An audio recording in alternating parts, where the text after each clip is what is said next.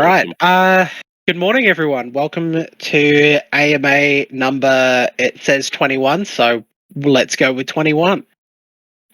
We are here to talk all things The Next Legends, and we have some lovely guests with us. I feel like everyone will know everyone who's here, but we can do like a quick round. Firstly, we have Aaron. Good morning, Aaron. Morning. Hey, everyone. Oh, do you need me to introduce myself? I feel like we're past that point, surely, right? Yeah, I'd hope so. I think so. We have David as well. Morning, Dave. What's up, guys? How's it going? And then we have Alex here as well. Good morning. Morning. All right.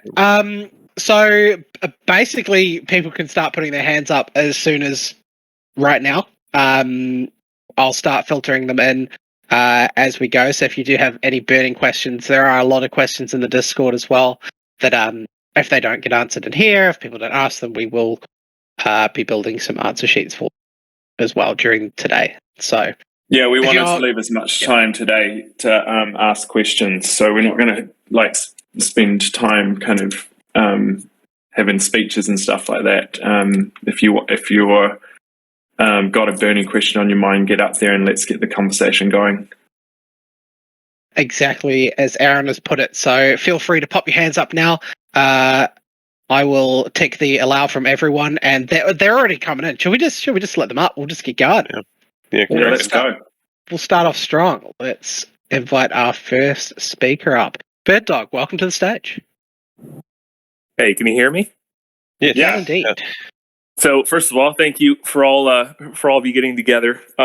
Chasing Tails, I think, wanted to know if there were any implications to that poll for the top gang of AFA, just to kick it off. That's a good question. I don't know the answer to that. Do you know that one, Dan? Implications would be an interesting way to put it, but let's just say people were trying to find out which gang to join, and it was almost like a recruitment process where gang leaders could shill for their gangs, and try and recruit more members to perhaps participate in gang v gang events. Interesting. So that means the Holy Order of the Donut is currently winning. Which Does is that mean surprising. your affiliation, David, or are you sticking with Plunger Gang? I'm plunging to the day I die. All right. Well, in all seriousness, I haven't picked an affiliation yet. Well, in all seriousness, the question I had, that was just to give Chasing Tails some grief. For the next Legends, I'm just wondering if will arenas be used for boxing, or will there be some sort of arena entity that folks could end up getting somehow? So the Altered State machine, the sort of Illyrian aesthetic, is very different from the Muhammad Ali aesthetic. Muhammad Ali, we wanted to keep it close to sort of human-like and sort of away from that arcadey aesthetic. And also we wanted to sort of honor the history and the depth of the source material there, and our design language, which doesn't really mesh up with the more cartoony style of the All Stars. So I don't necessarily see those assets, those arena assets, being interruptible into Next Legends at the moment, but we will have sort of arena and ring mechanics for Next Legends. Yes. Got it. All right. Well, thank you very much. No problem. Yeah. So, and it doesn't mean that that the characters can't come together in other spaces. That's the point of the metaverse, and there will definitely be opportunities for these characters to play a role in other world apps that we're building. Also, I think it's important that there are multiple games already in production that will use the arenas and kind of fit the format of the All-Stars aesthetic a lot better. Yeah, it's a good point. I don't think you'll. I can't say that you won't ever see a Next Legend character inside an Illyrian arena. Yeah, you can't. We can't or say on that. Aether Moon. I can't say that at all. That you won't see these characters travel to these places and locations. True. This is the metaverse, and the whole point is interoperability. Yeah. But you're right that is the initial their home zone, let's call it, is being crafted around the very the very legend, the legend himself, and it's important both for us and for the custodians of the brand ABG and the estate who we're working with to honor that legend and do that justice in their home territory, which is Earth. Yeah, he was from Earth. Yeah. So we assume, so we assume. True. Max Poker, welcome to the stage. Hello. Morning. Hey, how's it going? Morning. Good morning. I would like to know more about the partnership with Authentic Brands Group about the Next Legends game. So, Authentic Brands Group has a lot of different brands that have fans, and those brands themselves have fans, but there aren't fans of Authentic Brands Group in general. Mm-hmm. People, it's a conglomerate, right? Yeah. So, and an overwhelming majority of Muhammad Ali fans out there don't even know that Authentic Brands Group owns the IP. So I wanted to know more about what the promotional, strategy would look like, or how they're involved. Yeah, I mean, I think you're right. ABG is a kind of parent holding company for some of the world's most iconic brands, and the brands themselves are the brands. And so, in the same way that PepsiCo is a home of multiple iconic brands in their own right, they kind of have an audience within each one of those brands that they cultivate, and they have the ability to leverage the combined book of brands and IP to reinforce the network effect amongst them. And that's something we'll start to see more as our relationship with ABG plays out.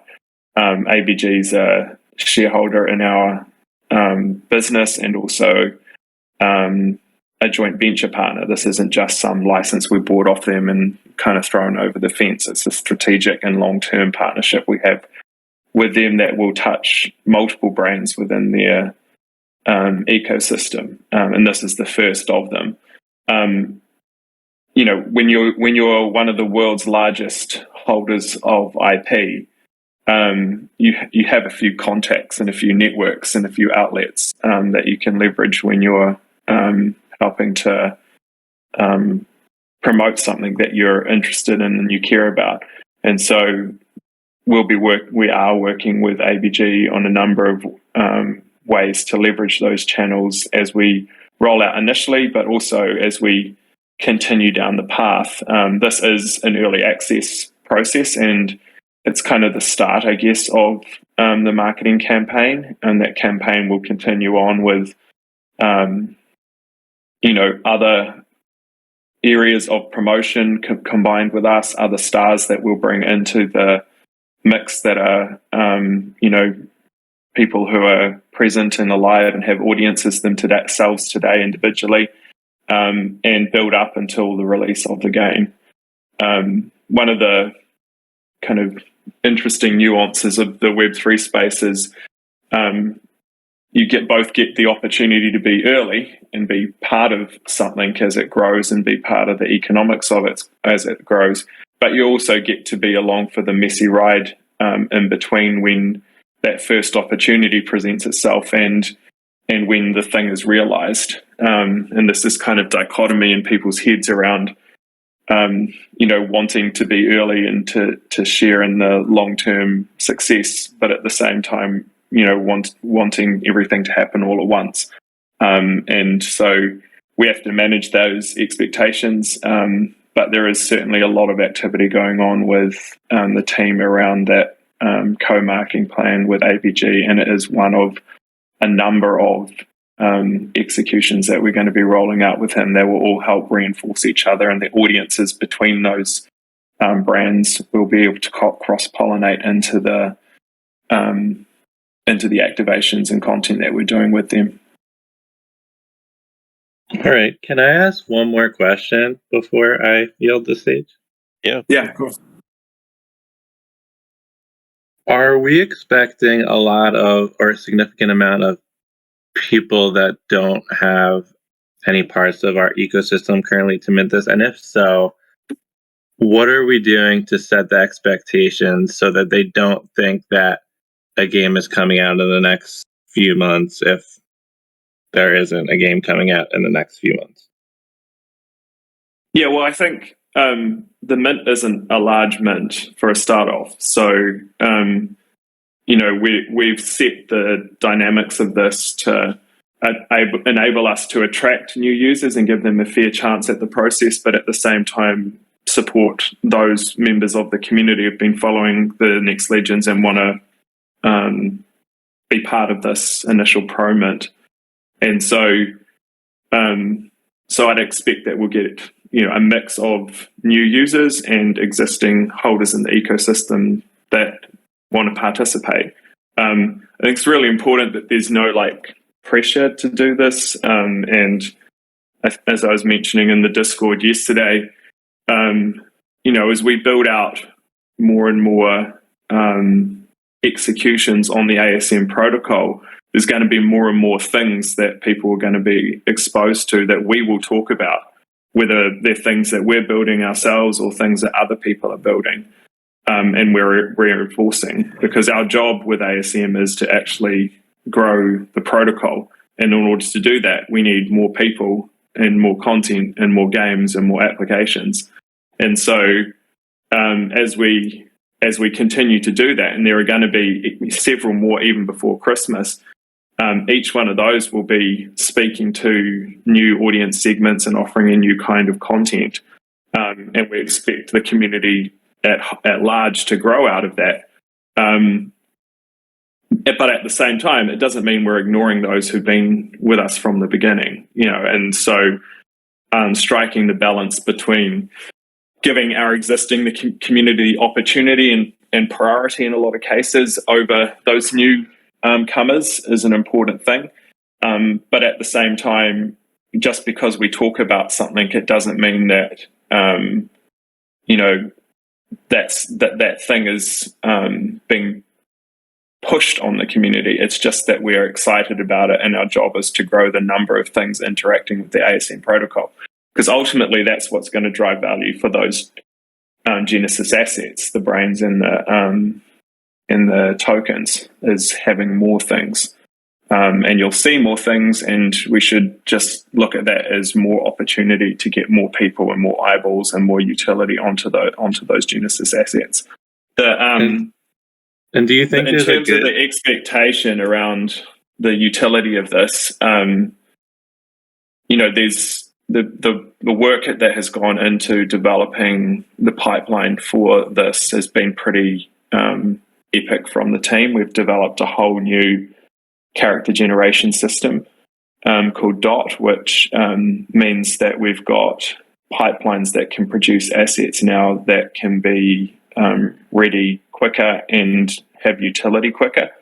And so we're expecting that we'll have utility for the assets very shortly after mint. And while that might not be the full Next Legends game, there'll be things along the way that people can start to do with these characters, fairly quickly and leading up into the game. And that will be kind of a feature of our collections going forward. We've had that time over the last 9 months to develop this system and figure out what's necessary to make these assets, interoperable in a metaverse setting. Goblin Town, for example, uses Gods and Goblins uses this same character pipeline. And that will enable us to kind of start to demonstrate utility a lot earlier than we have done in the past. I think it's just on that note, it's important to note that by using this tool, we're ensuring that we're actually treating uniqueness at like a biological level. It's not like, oh, this one has a different hat and therefore it's unique now. We want every single character to be as kind of biologically unique as possible, because it introduces a whole different range of allowing people to kind of find the characters that they love, while still having, certain other components that drive the value to them. There's also, there was a question actually I saw come up around the reveal process, and this is definitely not going to be like a drawn out reveal or anything. The characters are all there, ready to go. It's, as instantaneous a reveal as possible, and full character asset downloads will be rolled out almost immediately after launch. This is a really interesting facet of this mint, that each character is an individual, one of one in every sense, not just because it's had some accessories that are unique, but because it is actually a unique human. And it's the first humanoid. Yeah, and it's the first humanoid character in our ecosystem too, which is really cool because that will play into some of the mechanics in Third Kingdom and other stuff that we've got going on. Start to see a bunch of that when the Third Kingdom trailer rolls out in October.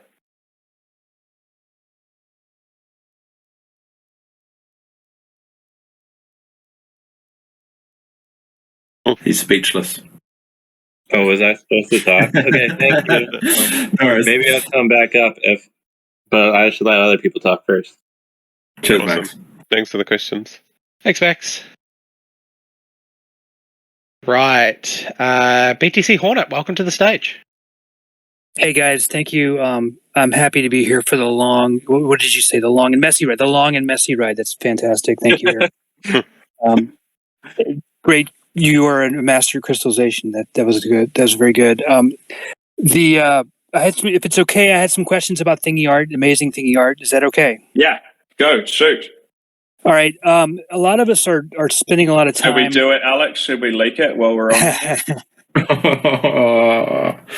You know me, I'm the anti-leaker. You're asking the wrong person there, man. I'm the duct tape in this situation.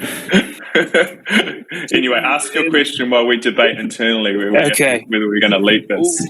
Well, maybe my questions will lead you that way. A lot of us, I mean, if you look at, first of all, amazing rollout. I'm enjoying it. I'm minting, I'm buying in the secondary.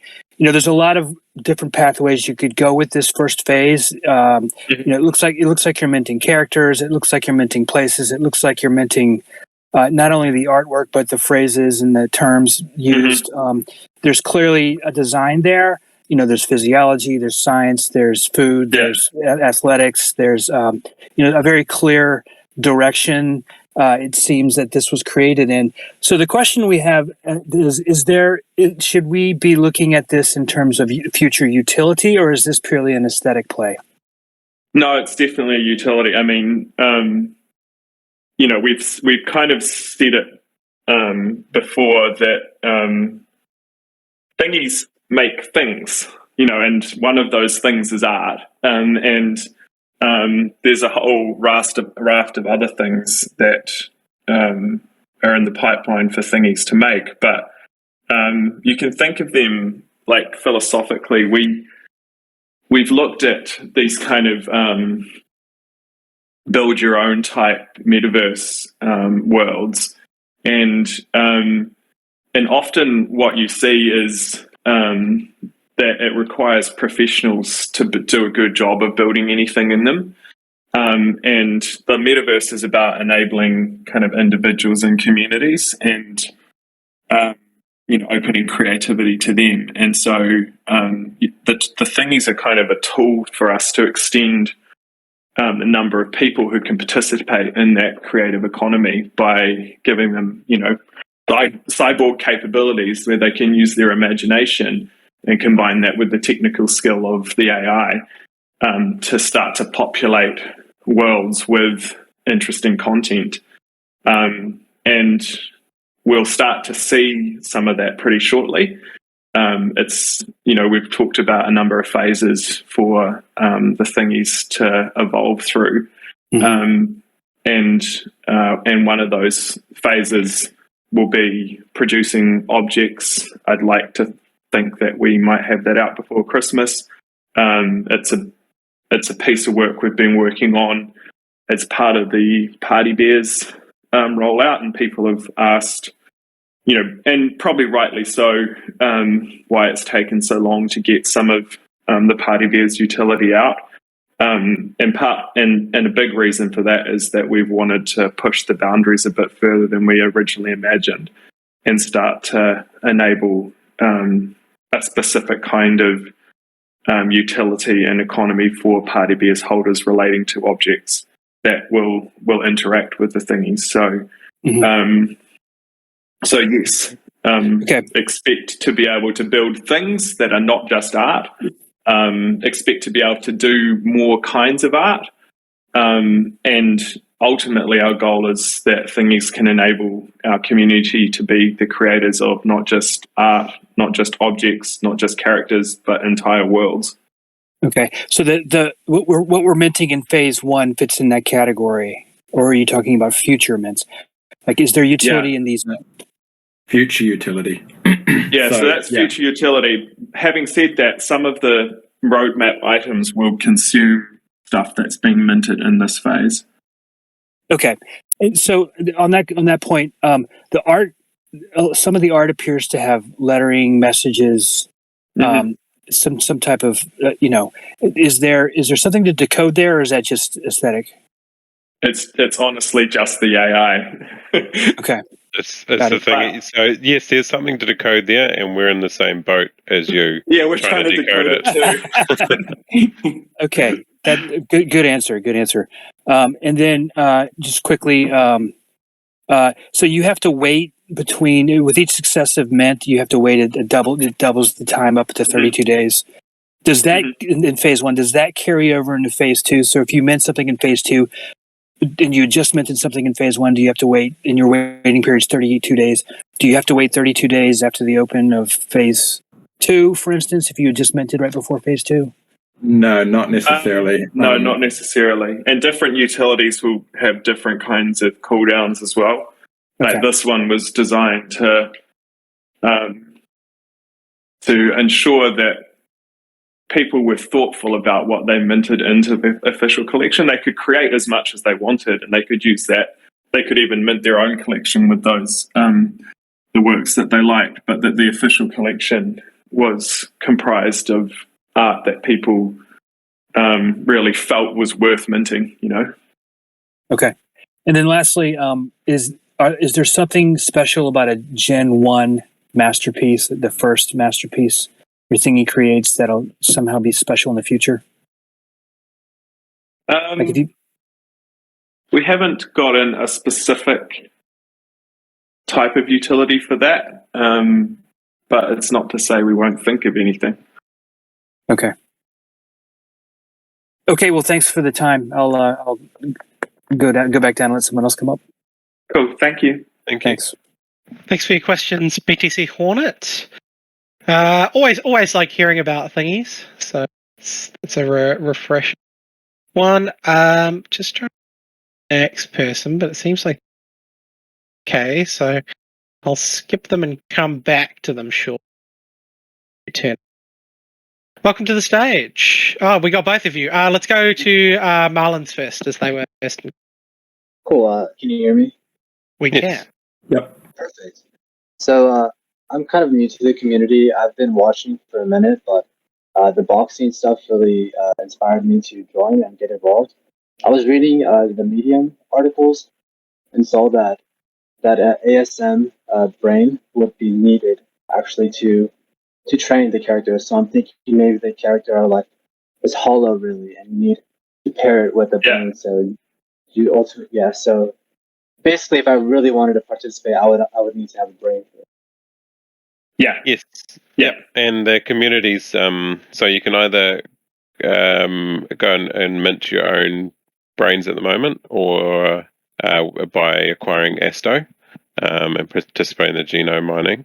But if you just want to grab one off secondary, the community is currently supplying the secondary market with the brains for these use cases, the Gen 2 brains. You could also get a Genesis brain if you feel the urge to get one of those as well.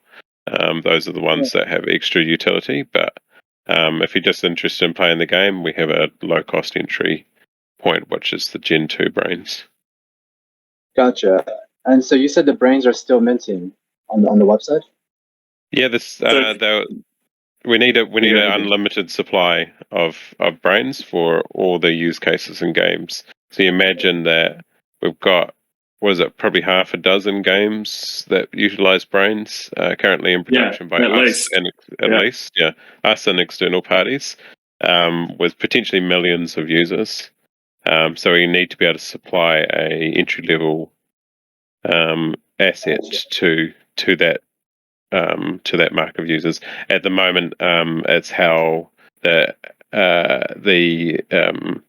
how we utilize Asto to provide that. So Asto holders and all Genesis brain assets, Genesis asset holders were given free Asto. They use that Asto to provide that supply of brains to the market. Yeah, so basically you stake your Asto to generate Asto energy, and then you can use that to mine brains for Gen 2. And it's been kind of interesting watching people's reaction, because this isn't like your typical like PFP project where supply constraint is the mechanic that drives value. In ASM, the thing that drives value is yield. So it's a different kind of hat you have to wear compared to assessing other assets. So we want more brains out there with more users using Asto, because that's what drives the most value for the protocol. And so if you can get that right, then the idea of producing more assets becomes very appealing, because every time that asset goes out, that's generating more yield for the protocol. And so those users with those assets then start to become more valuable. And even with the ASM Gen 1 brains, the more users playing more games in the ecosystem, the more times a Gen 1 brain can be valuable by creating a memory tree that can be cloned and then sold into new players in those ecosystems. So it's a slightly different hat you have to wear compared to traditional, NFT ecosystems. More is better. Yeah, that is very in depth. I mean, there are so many layers to it. So cool. Basically, my first question was really the only question that I had, and with all that information you given me, I realized I have so much more to learn still. So, yeah, excited. Hopefully, I can get my hands on one of those shares. Be awesome. Awesome. Thanks for the question. Awesome. Thanks for your question. JJ, are you there? Discord is showing me that you're server muted, but I cannot unserver mute you. So I don't think it was us that did it.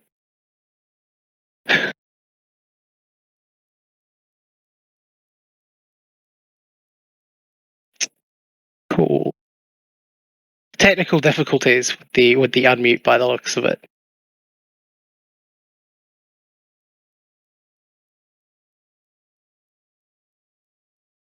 Let me see if I can mute them. Nope. Okay. JJ, we might have to come back to you if that mute is not letting you go. unfortunately. Is there? Okay, I will move on to Kona and troubleshoot the mute problem. But we'll grab our next person to come up on stage now. Kona, welcome to the stage. Hey, thanks for having me. A few things here. One, are you doing humanoids for this just so you guys don't have to do fur once again? I mean, some humans are furry. Maybe not the aesthetic you want, but true. No. Anyway, around this mint for the Ali stuff, are these considered like a Genesis asset for Ali, or they're just a upgraded thing with essentially with a loot box? I think they could be considered Genesis asset for the Ali thing,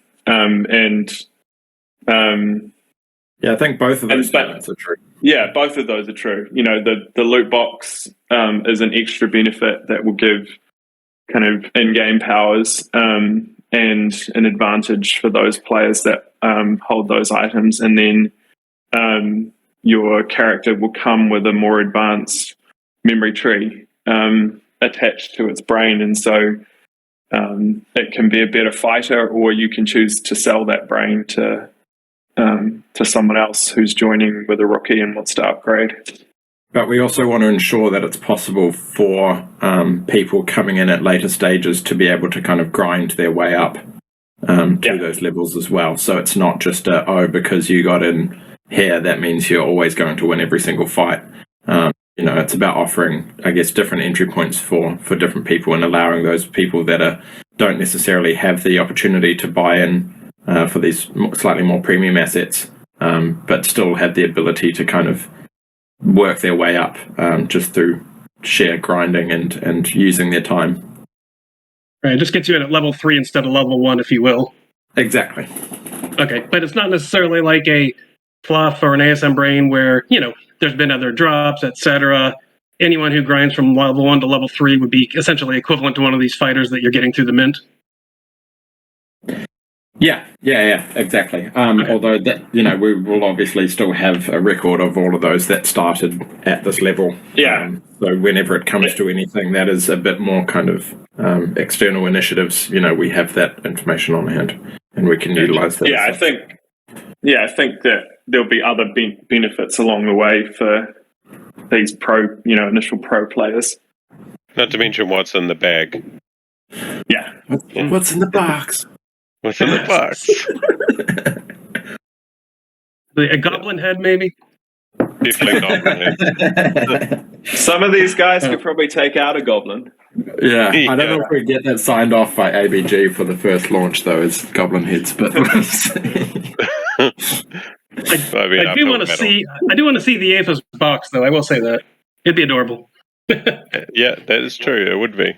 It doesn't have to be in the Lee ring, but one final thing is I would love to. I was trying to put my thingy art in my burrow and can't seem to get it to find it. So hopefully at some point I can see thingy art in the burrow. Yeah. I actually had a call with the team about this yesterday. We're just not polling updates. The ownership poll is not updating properly on that, so that's something that's actively being worked on. All right, that was it for me. Thanks, everyone. Thank you. Thanks very much, Kona. JJ, is that server mute gone now? Are we ready to go? Hey. Can you hear me? Perfect. Hey, there we go. Welcome. All right. Thank you for the merciful entry. Oh, good. So I was happy to be here. Was blessed to be in the chat last night and today with everything going on. Just had a couple quick questions on the Next Legends. I was curious if there would be any kind of concept similar to AFA with kind of like a boss level character where there's like any kind of gym ownership, or is it just strictly like the matches? First question. Yeah, there will be gym ownership. Awesome. And do you foresee in your guys' plans, or maybe if this is maybe built on any kind of like gambling utility with match winnings and that kind of thing? I think gambling's a very specific word, so we won't use that word. and it's important to understand that whatever mechanics we build into the game, it doesn't preclude someone from doing that, because that's how Web3 works. People can build on top of protocols and applications and data that exists, and we want to make that data available for people to go and innovate on top of. But there'll be economic mechanics in the game that reward those who win, and there could be, let's call them progressive prize pools or something like that inside of leagues, where that reward grows as the number of users grow. But gambling essentially relies on the notion of a random outcome, where in this case and in ASM games, there's a skill element involved, both in terms of the way that the match actually is played, because two agents are competing against each other. They're not actually, there's not an RNG in the background that's driving that process. They are actually having a match. And how they compete is driven by the choices that the human makes. And so, so that skill element is really important. So it's not just a luck-based wager. Well, awesome. But we won't be able to know the type of brain that we're going up against, that our agent is going up against. So maybe the more they're in the environment against that individual competitor, that they would then grow in their training, their knowledge against that other fighter. I mean, if it's going to be an important fight, I would recommend doing some scouting of your opponents first, so you do know what kind of opponent you're up against. Awesome. Yeah, there'll be the match formats. There'll be multiple match formats in most of the ASM-driven games. We're building from heads up through to full leagues and tournaments. Awesome. Very cool. Thanks, guys. That's all I had right now. Good. Thank you. Thanks. Awesome. Thanks very much, JJ. All right. Vulture, welcome to the stage. Hello, everyone. Can you hear me? We can indeed. Yep. Yeah, so it's been really exciting getting my Gen 2 brains, and yeah, it's really cool to see Next Legends coming up. I guess I wonder about the mint. Is kind of this pre-mint of the 5,000, are you trying to get the level 2s because those level 2s are going to be what all of the free mints have to fight in order to upgrade themselves to level 2s? Yep, that's right. Wow, I'm so smart. Yep. and now those level 2s, those are the first ones that are going to go to the next levels, all the way up to the champion. That's awesome. Yeah, so that makes sense. So you're kind of seeding the first fighters to the system that then all the free mints can fight against. Yeah. You guys are the pros, the champions that the amateurs have to. Yeah. Got it. That makes sense. And I guess I was wondering if you could say a little bit more about the brain tree that would be attached to a fighter already. What do you kind of mean like that? That's not affiliated with the actual brain. So then what does if it's not connected to the brain, then what is it connected to?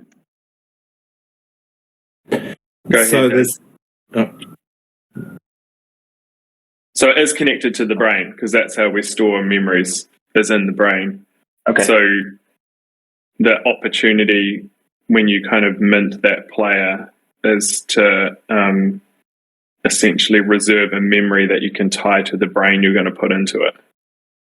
But just the other ASM games, brains are interchangeable. So the legend essentially exists inside of the brain as opposed to the skin.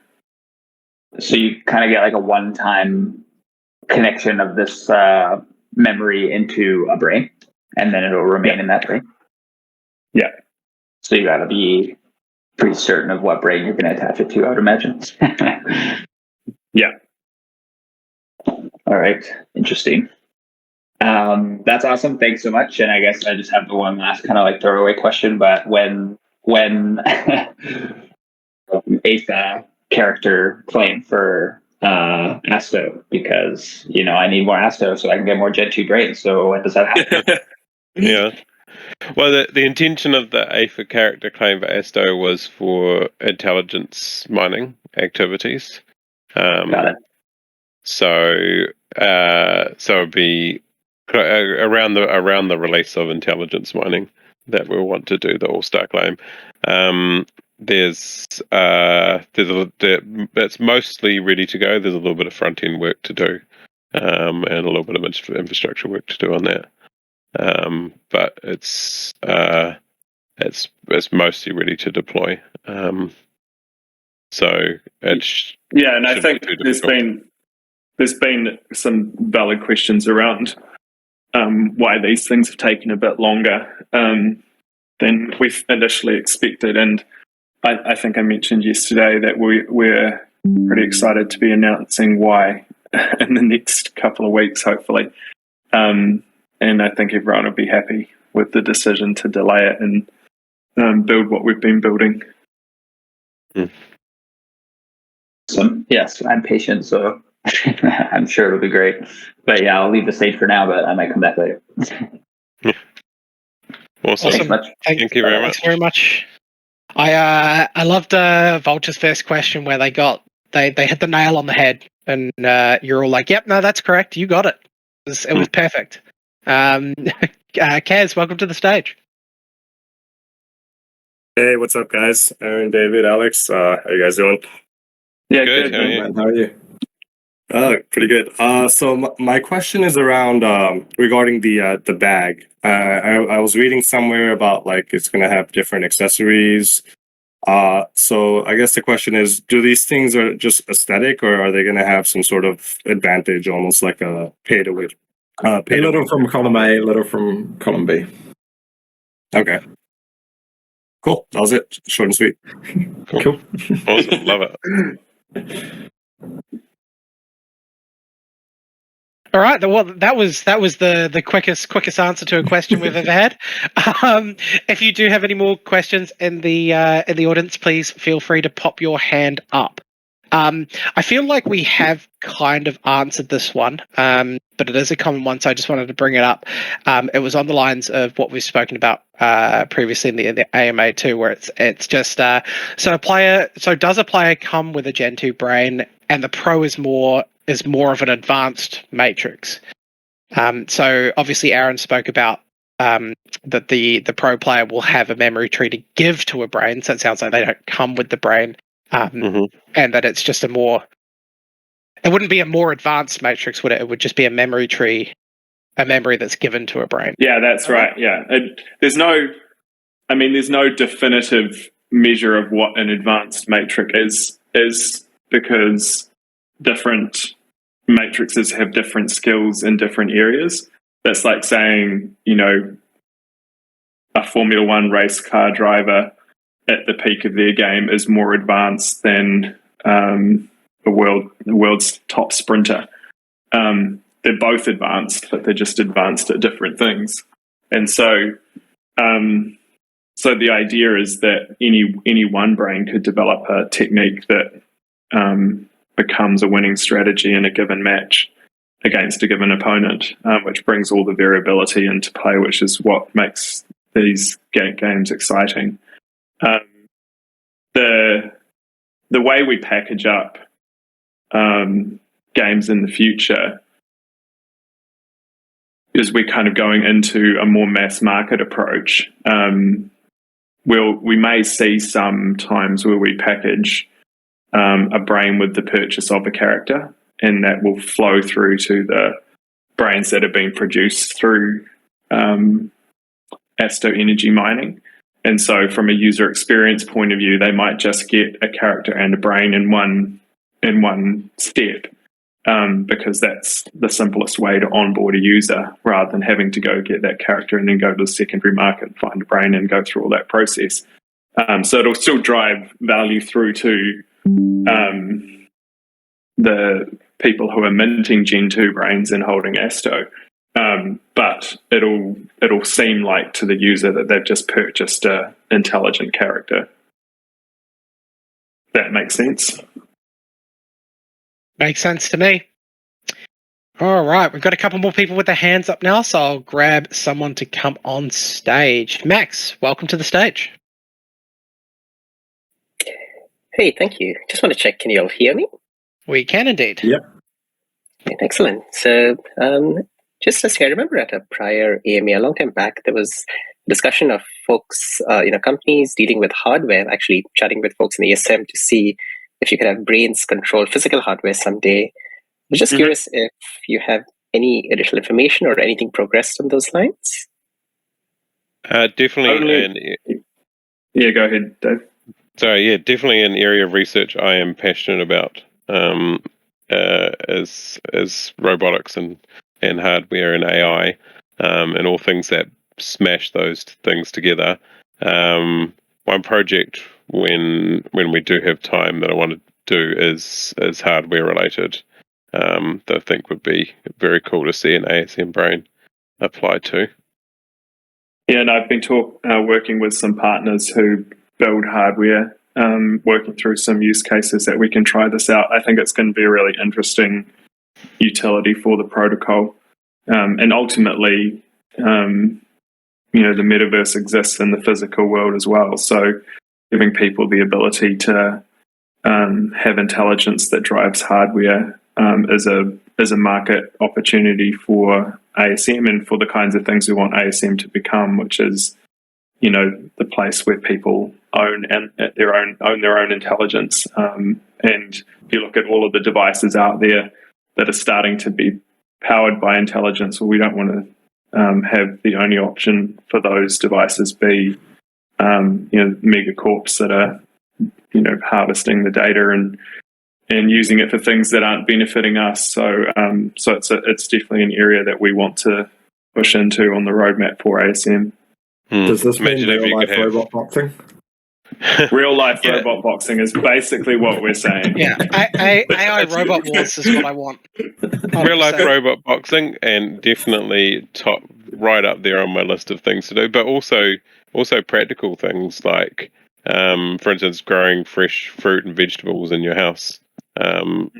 Using AI algorithms to do that, and then sharing the data in a feedback loop with a community is an interesting sort of use case, an area for research.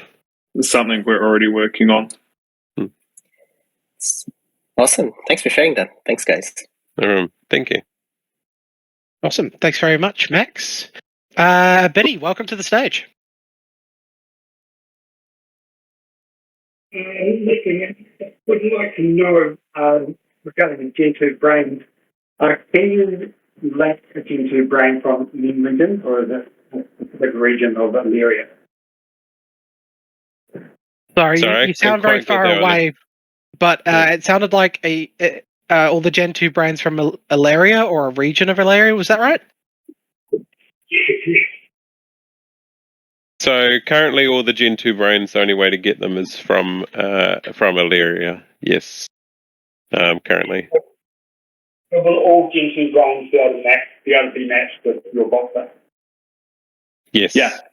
Correct. Yeah. They're all interoperable. Okay, cool. So, and then further from that, in respect to the regions, are they set up? Hey there. I think you cut out halfway through your question. We got up to, are they set up? Are the specific regions of the area, are they set up for like gameplay, for games in different regions, or? It's a keen observation there. We didn't just create a map of a world for a single purpose. That whole storyline and world is being expanded on. Thanks for feedback. Sorry? Yeah, thanks for your feedback. Appreciate it. Thank you. Good. Thank you. Thanks for your question. Okay. All right. BTC Hornet, welcome back. Hey, I do have a boxing question now. And thanks for letting me back up. It shows that you aren't annoyed by me so much. So you've got memory stems that you're delivering with this package. That would seem to mean, so there's 16 parcels on a brain map, and then there's different weightings within each parcel. Have you decided for this boxing game which parcels do what? Like, is there a right hook parcel, a left hook parcel, dexterity and movement parcel to avoid blows? Have you mapped that out? Have you mapped out the brain for how these so that we know? So when we now look at our Genesis brains, we can tell how they would start to play in the game. We haven't officially locked in any of those mappings. There is a community event coming up that's hopefully going to be run by the community to start to put some of these more generic terms on the genome matrix. We're just engaging with a prominent community team at the moment who can run that. I think it needs to be independent of any company creating use cases. We want to hear your voices on this, and you'll be able to sort of drag and drop where you would think aggressiveness might go, or power, or perception, or more soft personality traits, and just a whole list of generalized things that games could use. So we start to get a map of on these brains where these things come from, and then developers can use that to inform how they're drawing those things into their games. So, in how it relates to the pro fighters. So, what David's talking about is mapping what regions on matrices correspond to what skills or strings. But what we're offering in the pro package is a trainer that knows more things, irrespective of what their skills are. And so you can apply any matrix to that base model, and it'll still be a more advanced player than someone who started from scratch. Okay, that's useful. And then along those lines, when my thingy is making art in this first phase, is it training its brain, or is it just making art? Yeah. So we're taking data from both what's been created, the process of creation, but also the decisions that the community is making, and that will then reinforce how the AI evolves in the future. Kind of like that analogy of a cyborg again, where it's partially driven by what the human actions are and partially driven by the machine's own learning. Yes, thingies are sad when you discard their art. So they're learning to be sad and angry as this goes forward. Is that what that is? If you just keep discarding, that's not good. We didn't tell you to discard them. Okay. Yeah, I think I said on Twitter once, like it's a very interesting type of training that you won't see in other types of AI, where you look at something like a Midjourney or whatever, you can see you can see that there's the opportunity for some learning and progression there as people create different kinds of art. But the idea of a cost in time and a cost in minting fees for as an input into what people value is, I think, a novel thing, and will provide us really useful data for evolving it. Oh, and I just one last question: have you talked to any other boxing estates, people that may have fought Muhammad Ali, and whether they might want to participate in this game? We're in active discussions with multiple combat sports stars. Okay. Thank you. And that's part of the, we talked about earlier about the marketing plan going forward is, after these initial pro assets are out there, there'll be other phases as we lead up to the game, which will include some of those activities with those stars. Okay, thank you for your indulgence. All good. No Thanks very much. Build Mode, welcome to the stage.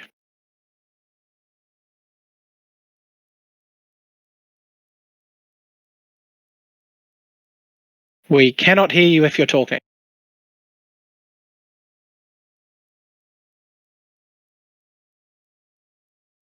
All right.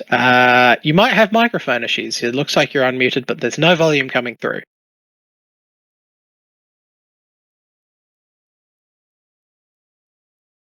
Muted again. Okay. All right. We'll go to the next person. Let's see. They are here. What exit strategy? Welcome to the stage. What's going on, fam? Hello, hello. I had a question regarding the Gen 2 brains, if that's okay. Yeah, shoot. Okay. Are they associated with land by chance? So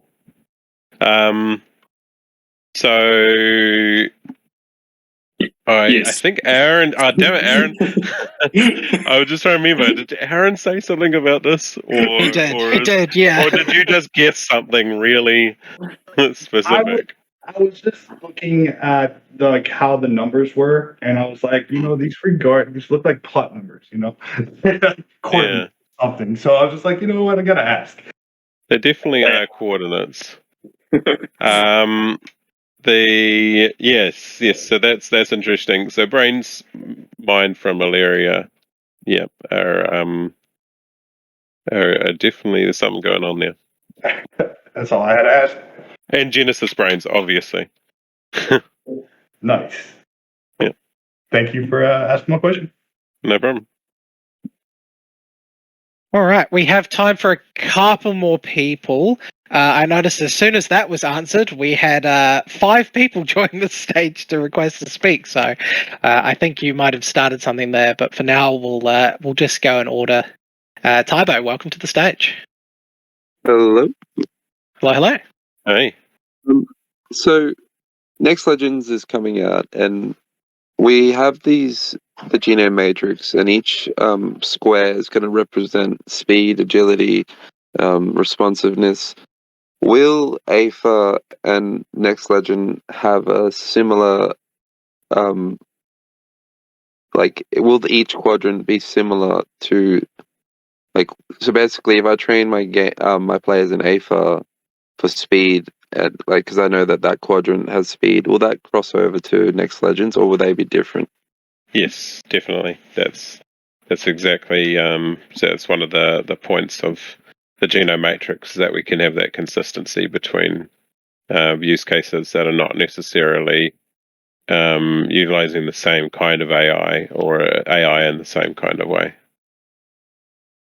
Cool. And is that something we'll find out about soon? Because last time we heard about this, we are going to have some sort of participation on choosing what these quadrants are and where we would like to put them, or is that changed? Yes, we've engaged a prominent community group to run that process for us. I believe it should be a community-led initiative, as we've said all along.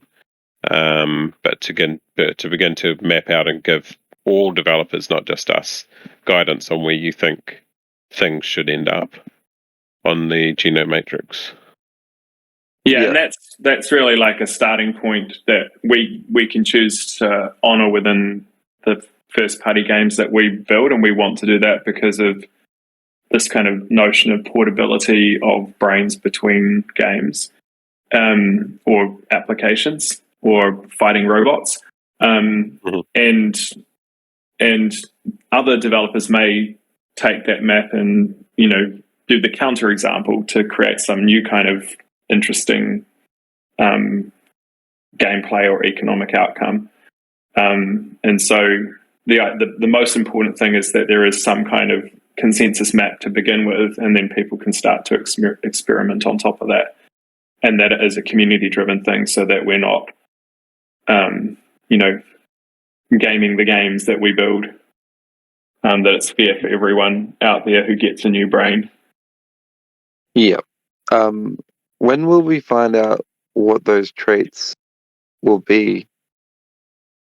Out at the end of that process. So the community process David's talking about. So, and if you're interested in that, we'd love you to jump in and participate. Yeah, cool. I'd love to find out more. I'm just curious because there is like 4x4 spots, I think, and it'll be nice to know like what kind of traits are out that are going to exist within these games. But that's all I had.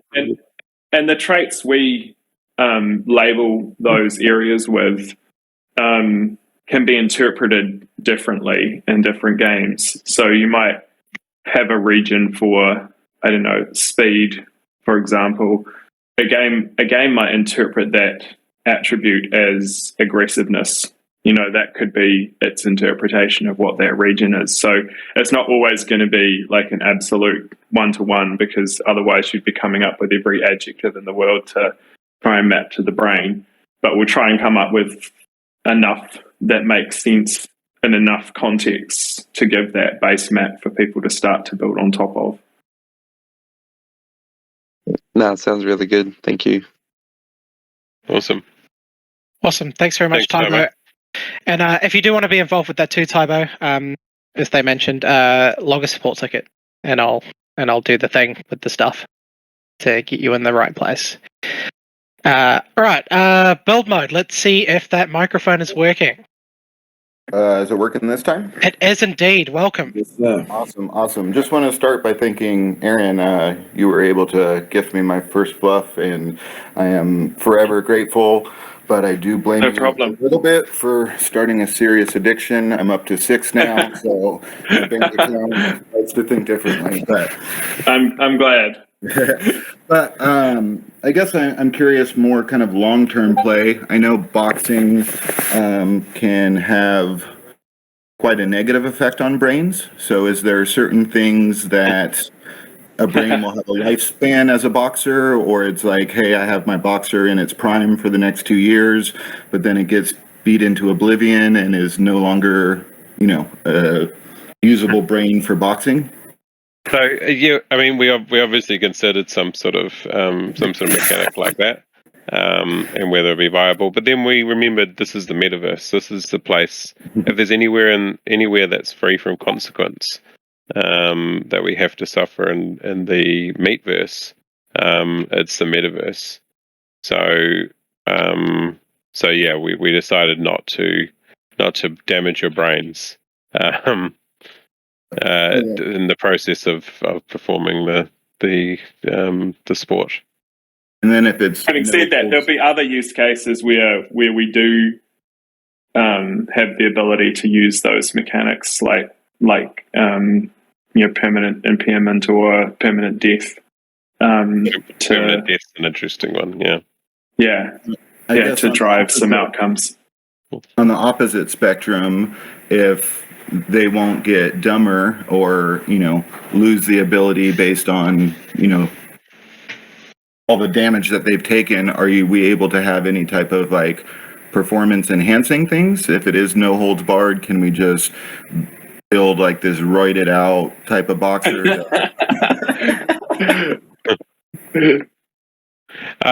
Yeah. So points in the boxing commission, eh?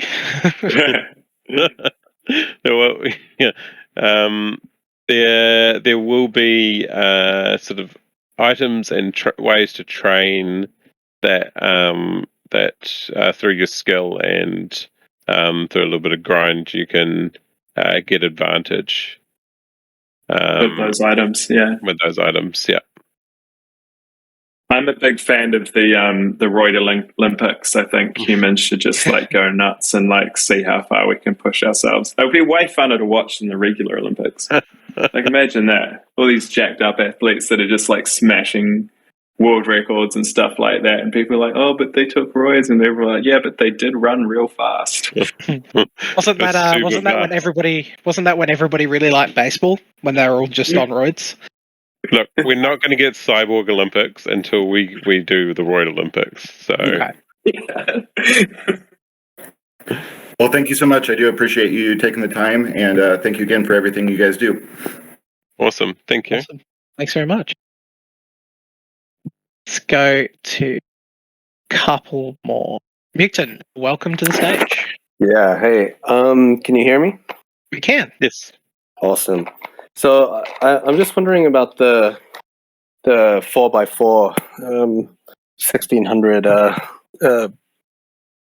what are they called? 1600 yeah, the genome matrix. So will all of the like AFA, Atom, Next Legends, will they all use 16 base attributes, or within the I think every one of those 16 has 100 different attributes, or in the matrix, each one of the squares. Will they all, each of those individual squares, have individual parts of it? So say like one might be athleticism, and then within that, like some of those 100 will be speed, some of those will be aggression, some of those will be agility, or something like that. Or is it just 16 base? So the combination space is actually significantly larger than that, because you don't have to just use one square. But my recommendation to developers is that you don't just use one square. Use a combination of squares to make up an attribute. Just like with DNA, there's a combination of letters, right? That make up an attribute in DNA. If it was just letters, then you wouldn't have very big combination space. So you might use 10 squares around an area to make up speed, and then strength could be 5 squares around an area in a different area, and power could overlap with strength, and that could be 7 squares in that area.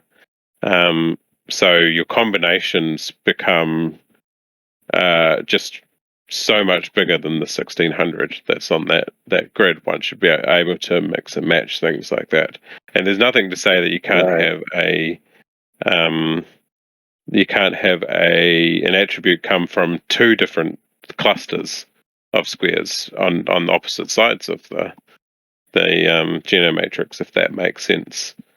Got it. So that's combination space is just close to as a very large number, as mathematicians would say. It's beyond comprehension. Yeah. Cool. So because I was looking at a lot of the matrices and the heat maps, and seeing that.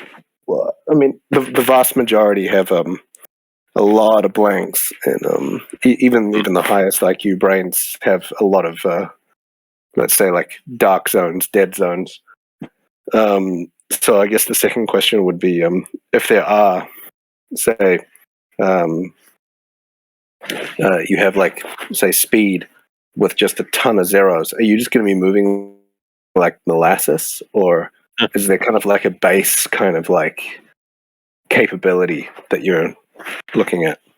Yeah, so there's an exercise that we need to do with each one of these attributes called normalization, where we pretty much make a baseline or a region that the average of that area has influence over.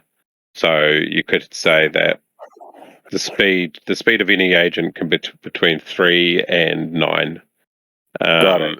And your average of that area that your speed attribute comes from. So you've got some zeros and you've got some 9s, and your average comes out at 7. then you'll be 7 out of a possible 9. So then you'll be 70% the way. No, was that my math is bad today? Yeah. So actually, no, it's 10. So it is 70% because 0 is a number. So you'll be 70% on your way up that scale, a normalization scale. Yeah. Yeah. Okay. Cool. So, just to reiterate, so say you've got your zone that is speed for this game, say AFA, and you're drawing on just let's say a whole lot of zeros, a few ones, because the 8s, 9s, 10s tend to like bunch together. So, you're still going to get some kind of like base acceptable kind of speed. Yeah. Okay. You'll be on the slower end. Say, like for AFA, you'll still be a professional football player, but you might be the slowest professional football player. Mario Melchior or something. Yeah. All right. Cool. But still, hey, you're a professional. Hey, yeah, can't complain. Yeah. All right. Thanks a lot. All good. I'm out of here. Thanks. Cheers. Awesome. Thank you very much. Do you guys have time for 2 more people, or do you, are we stretched for time now? Yeah, I am good. Cool. All right, let's do it.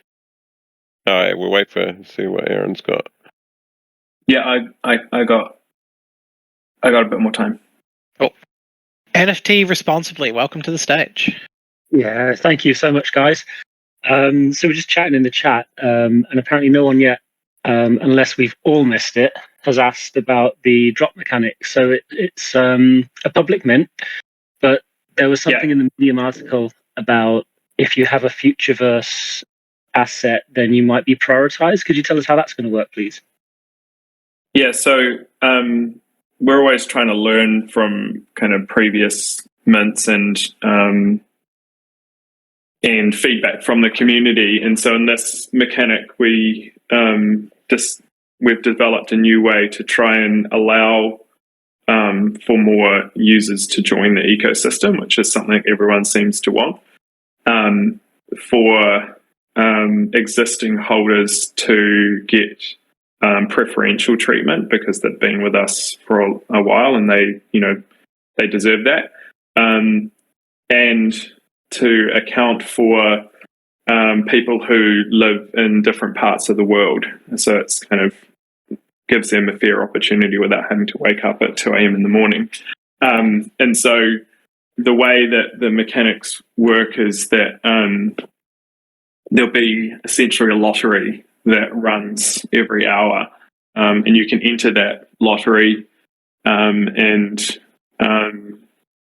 at any time, and then within the hour, if you're chosen, you'll be notified, and you can go through the minting process and create your character. The number of slots, there'll be a number of slots announced per hour, and we want to make sure that we give people enough time to go through the minting process, because there is a little bit of personalization in that. We don't want people to rush it, and make sure that experience is not some kind of gas war or something like that. There's no rush to do it. If you don't, pick up your slot, and the next release of lottery winners is announced, that will consume whatever that consumes, and the next one, and that will consume whatever's consumed in that process until it mints out. And if you got a ticket but you didn't use it by the time it got minted out, then you won't have the opportunity to mint. So ticket's a chance. The ticket's an entry to go through the minting process. It's not a guarantee of mint. In terms of the prioritization, we basically create a map of the assets that people have within their wallets, and rank those assets in the ecosystem. So Genesis assets ranked higher than later assets, and the number of assets that you hold, and that creates a score. And then the higher your score, the more likely you are to get picked in the lottery. So what's my if you make it? Poda's the OG of the OG. Amazing. And if you go through the process and you're successful at minting a character and you want to mint again, then you can enter again and get chosen in a subsequent lottery. Fantastic, thank you. Just someone also in the chat mentioned if there would be time to sort of consolidate our assets into one wallet in time for this. Yes, there will be. I don't believe that snapshot's been taken yet. No, it hasn't. Yeah. Right. And we're Appreciate also your time. just to add to that as well, we're also implementing like notification functions so that you don't have to just kind of sit in front of your computer and wait until you actually get picked into the lottery. So there'll be options for you to actually be notified via like email or text, just so you know that you can go back live your life and then come back at the right time. It does sound really innovative. That's definitely a word that I would use. So thank you, and thanks for your time. Yeah, cool, thank you. Awesome, thanks very much. And we will have our last speaker back up on stage. Now, Vulture, welcome back. My last question is just around kind of like, again, we're producing, your team is producing so many assets and there's so many different things happening, whether it's backgrounds and like music and art and all this kind of stuff. And I just have to think that thinking about the secondary market and how much of that kind of like percentage is like taken by like OpenSea or whatever it might be. So it's like away from, yourselves as well as the community. I'm just wondering, is there like any like plan for a marketplace built into kind of like the core text, or is there anything that, we can do to like incentivize people to like create like pseudo swap pools or whatever, kind of like new, more decentralized like marketplace that don't take as much of the percentage? Or is there any kind of thought around that? Because, as we create more and more and more, it becomes a very significant number that we're just kind of like leaving or like giving away, I guess. It's a really good question, and we kind of thought about this in the design of the root network. And although we have a number of assets available within the ecosystem now, it's actually quite a small number. It's a weird thing. We've probably produced more 3D game ready assets than any blue chip project out there. We definitely have. But at the same time, if you compare it to say, like, I don't know, one game like World of Warcraft is 120 million players, each maybe has made, half a dozen characters. That's 100 million odd characters, and not accounting for, critters and bosses and, so the number of assets will eventually end up within the metaverse is going to be, infinitely bigger than what we have now. And so the problem you're describing becomes an even more interesting problem. Within the construct of the root network, we've got a different approach to how these things are managed. And so instead of having individual marketplace contracts govern these things, you can have a runtime that operates at the network layer. And when an asset's created, you can set different tiers of royalties, and those royalties can exist at a marketplace or at a collection or at an asset level, or even in the case of users who are creating assets like the thingies, they can go and set their own parameters up. But the idea being that different kinds of economies can exist within that one like data schema, and users can choose how they interoperate, which ones they want to kind of support and get behind. But the network economics mean that a percentage of any royalties that are generated in that process go back to the network participants. And so instead of having marketplace dynamics operate only at the marketplace level or at the asset level, they operate at the network level. So if you're holding and staking mycelium in the network, then you'll get exposure to all of the action across all of the assets in all of the marketplaces through being a participant at the network layer. So another kind of option in terms of participation from the community and the value that's created within these asset ecosystems.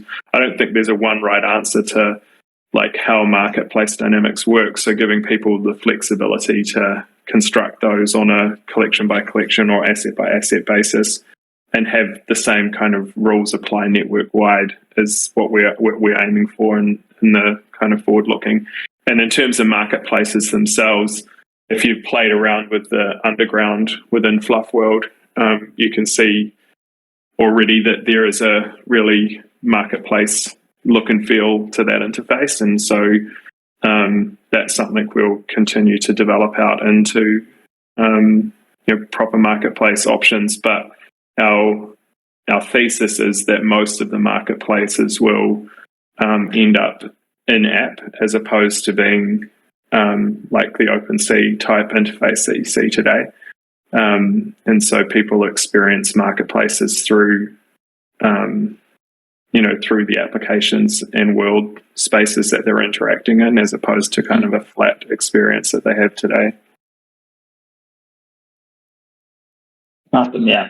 Just more of an existential question, I guess, but just wondering as we scale. Yeah, it is a really interesting one, and I think some of the marketplace dynamics and some of the economic models for collections will definitely have to change with the introduction of more users and more assets and more applications.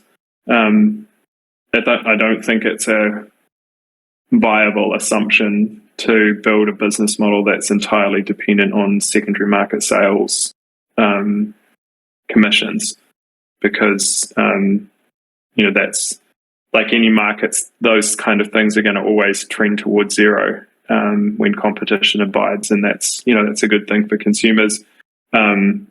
Creators could argue that it's not a good thing for them, and they could probably be right in some cases, but there will need to be kind of a different underlying assumption to how the market's going to work compared to what most NFT projects have set themselves up for in the past.